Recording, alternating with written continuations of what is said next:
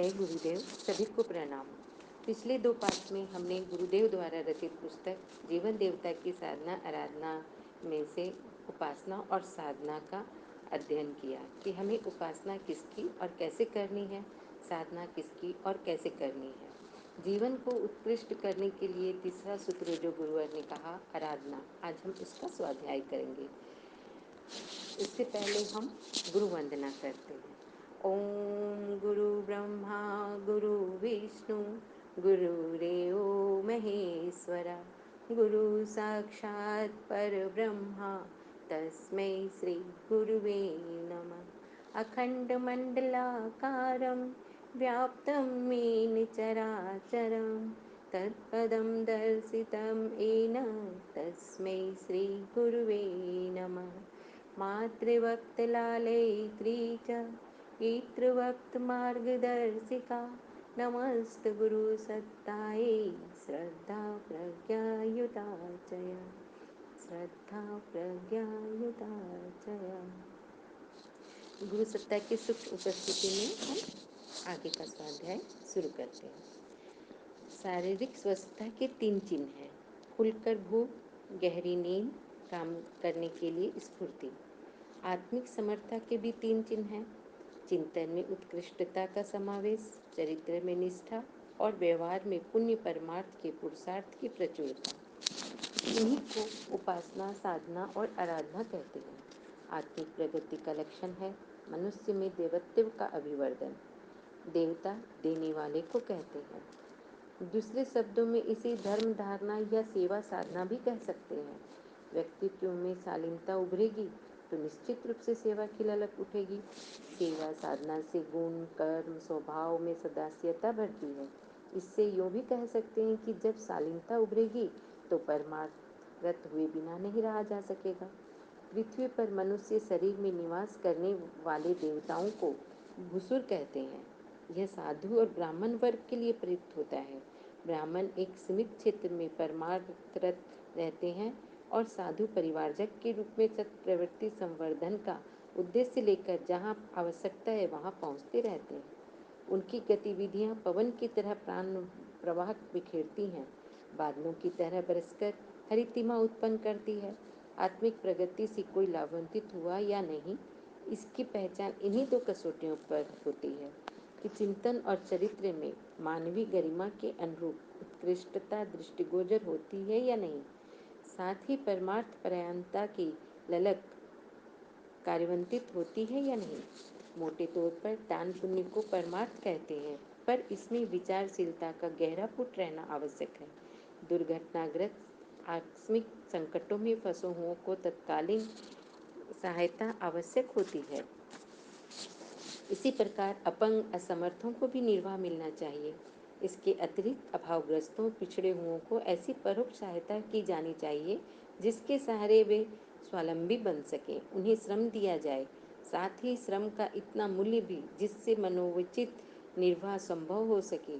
गांधी जी ने खादी को इसी दृष्टि से महत्व दिया था कि उसे अपनाने पर बेकारों को काम मिलता है। अन्य कुटीर उद्योग भी इसी श्रेणी में आते हैं। बेरोजगारी दूर करने के साधन खड़े करें, प्रकारांतर से अभावग्रस्तों की सहायता की है। मुफ्तखोरी का बढ़ावा देना दान नहीं है।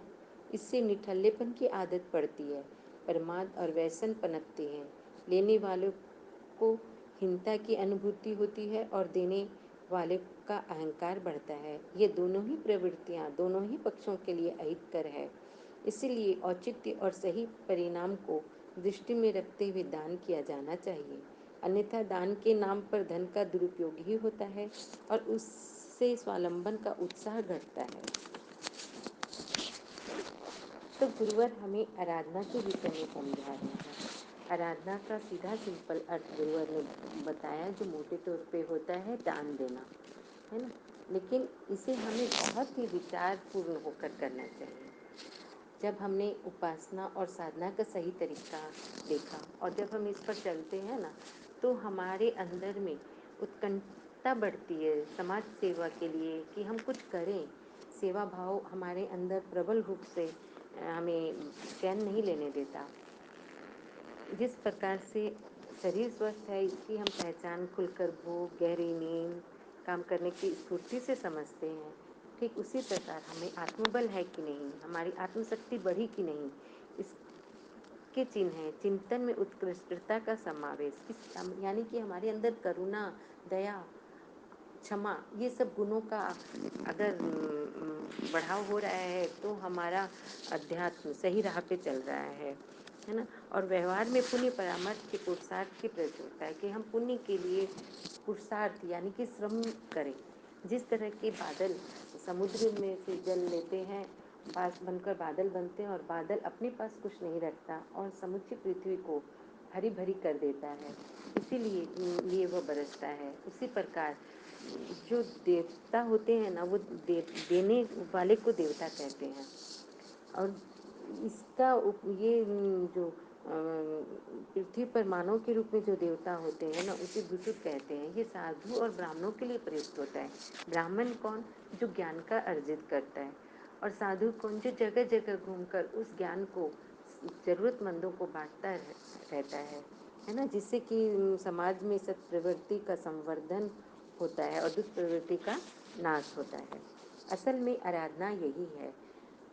बाकी जो हम मंदिर या तीर्थों में हम जाते हैं तो हम कई जगह देखते हैं, कई जगह क्या तकरीबन सभी जगह हम पाते हैं कि मांगने वालों की एक कतार पूरी की पूरी बनी रहती है।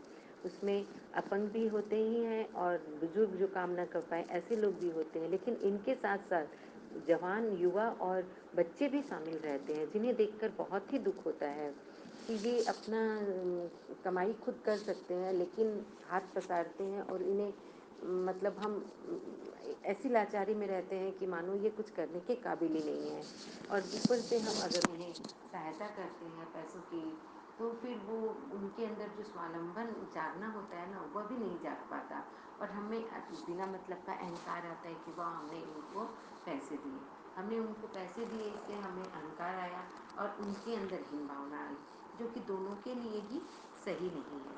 तो इससे अच्छा रास्ता क्या है कि हम उन्हें स्वावलंबन बनने की शिक्षा दें, उनके अंदर प्रेरणा जगाएं कि वह भी एक अच्छे भले चंगे इंसान है, वो भी अपना काम खुद करके जीवन यापन कर सकते हैं। अगर हम ऐसा कुछ करते हैं ना, तो दोनों ही पक्ष के लिए बहुत अच्छा होता है, क्योंकि हम जितना ज्ञान या सेवा हम करते हैं ना, उससे 1000 गुना होकर हमारे पास लौटती है। जैसे हम एक बाजरे का दाना अगर हम बोते हैं तो वो हजारों संख्या में हमें वापस लौटाती है धरती। इसी तरह की हम पुण्य अगर प्रकृति को देते हैं तो प्रकृति हजारों लाखों संख्या के रूप में हमें वापस करती है, वह कभी घटता नहीं है। अगर हम समय किसी ऐसे चीज़ के लिए लगाते हैं जो पुण्य परमार्थ के लिए होती है, तो वो समय 1000 गुना होकर हमारे पास लौटता है। ठीक है ना। तो इसी तरह से हमें बहुत सोच समझ कर दान करना चाहिए, जिससे न तो हमारे अंदर अहंकार बढ़े और न ही लेने वाले के पास में हीन भावना का हीन भावना हो। एक महाभारत में एक कथा आती है, उसमें एक बार रुक्मिणी भगवान कृष्ण से पूछती है। यह प्रसंग हम सभी जानते हैं कि कर्ण का चक्का जब इसमें फंस जाता है गड्ढे में और वह निकालता रहता है, उसी समय कृष्ण भगवान ने अर्जुन को कहा होता है कि अब तुम तीर चलाओ। तो इसी प्रसंग पर रुक्मिणी कृष्ण भगवान को पूछती है कि इतना दानवीर कर्ण रहता है, उसको भी आपने असहाय अवस्था में मारा, ये आपने ऐसा छल क्यों किया, उसने ऐसा क्या जुर्म किया था जिससे कि उसको इस तरह की गति मिली। तो भगवान कृष्ण कहते हैं हाँ, वह निश्चित रूप से बहुत दानी था और उसके उसने बहुत बड़े बड़े दान भी किए थे, लेकिन जब अभिमन्यु मरता है और उसे सब घायल कर देते हैं, उस वक्त वह पानी पानी कहकर अपने प्राण त्यागते रहता है। लेकिन कर्ण के पास में पानी का घड़ा होते हुए भी वह उसे नहीं पिलाता। तो यह पाप उसे इस तरीके से नीचे गिरा देता है कि इतने सारे दान का पुण्य उसे नहीं लग पाता। वो क्या था जिसकी वजह से कर्ण उसे दे नहीं सका पानी, क्योंकि उससे अगर कुछ भी मांग लिया जाए तो वो कभी किसी को ना नहीं करता था। तो यह अहंकार आ गया था उस वक्त में उसके अंदर और ये अहंकार के बलीभूत होकर उसने अभिमन्यु की सहायता नहीं की तो किस कदर वह गति को प्राप्त किया। तो इसमें भगवान ने क्या किया? भगवान ने तो कुछ भी नहीं किया, उसके खुद के कर्म की सजा उसे ऐसी गति मिलने पर हुई। अगर वह अहंकारी न होता तो फिर शायद वह इस तरीके से व्यवहार भी न करता और मरते हुए अभिमन्यु को जरूर वह जल देता, तो उसमें उसकी भी उन्नति होती और अभिमन्यु भी तृप्त होकर अपने प्राण निकालता। इसी तरह से एक प्रसंग आता है कि महात्मा बुद्ध एक बार सभा में बैठे हुए थे तो उनके शिष्य ने उनसे पूछा कि गुरुवर, हम जो भी साधना करते हैं वह फलीभूत क्यों नहीं होती? हम अच्छे से साधना करते हैं लेकिन वह फलीभूत होती नहीं है, आखिर इसका कारण क्या है? तो भगवान बुद्ध ने कहा कि आप ये कमंडल लो, क्या ये पानी में डूब जाएगा? तो सबने एक स्वर में कहा, नहीं महाराज, ये पानी में नहीं डूबेगा। तो भगवान बुद्ध उठे और उसे तालाब में डाला तो वो कमंडल डूबकर नीचे चला गया। तब उन्होंने शिष्यों से पूछा कि भाई, आपने तो कहा था कि ये नहीं डूबेगा, लेकिन यह तो डूब गया। तो फिर उस कमंडल को निकाला गया और उसकी जांच की गई तो पता चला कि उसके अंदर एक छेद था जिसके के होकर पानी कमंडल के अंदर चला गया, और जब कमंडल के अंदर पानी चला गया तो वह बाहर स्वरूप नीचे डूब गया। तो इसका अर्थ ये है कि हम अगर बिना सोचे समझे दान पुण्य करते हैं तो उससे हमारे अंदर अहंकार आता है। अगर हम साधना को बलिपूर्वक न करके दान करते हैं या लोग चेष्टा के लिए हम कोई भी कार्य करते हैं तो वह हमें अहंकार देता है और अहंकार ही हमारे पतन का कारण बनता है। कई तरह के दुर्गुण दोष हैं जिनको हमें दूर करके ही लोक सेवा में उतरना चाहिए। गुरुवर का कहने का मतलब यही है कि हम आराधना तो करें लेकिन बहुत ही सोच विचार के साथ में हम आराधना करें। धन्यवाद। ये आज जीवन देवता की साधना आराधना की स्वाध्याय आज हम यहाँ समाप्त करते हैं। गुरुवर ने इतनी सारी पुस्तकों का रचना की है कि इन्हीं गुलदस्तों में से हम आगे के स्वाध्याय में कोई और एक खुशबूदार फूल लेकर आपके सामने स्वाध्याय के लिए आएंगे। ये स्वाध्याय आप हमारे साथ मिलकर कर रहे हैं, इसके लिए बहुत बहुत धन्यवाद।